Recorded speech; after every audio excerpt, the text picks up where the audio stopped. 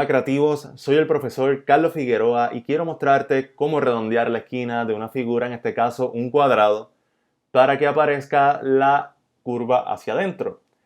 Hago clic con la flecha negra sobre la figura y busco el círculo que aparece en la esquina. En mi caso usaré la esquina superior derecha. Hago clic 3 veces rápido y aparece el panel de transformar. Ahora voy al círculo.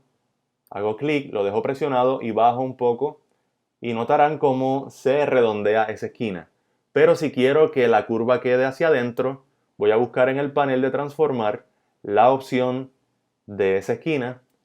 Voy a hacer clic y selecciono redondeado invertido. Ahí tenemos el resultado y también tenemos la opción de cambiar el tipo de esquina por chaflán o una línea recta. También puedo editar otra esquina individual si hago clic una vez, clic 2 veces y ahora podemos redondear esa esquina. Si te gustó este video, suscríbete a mi canal para aprender más de diseño gráfico. Nos veremos en el próximo video.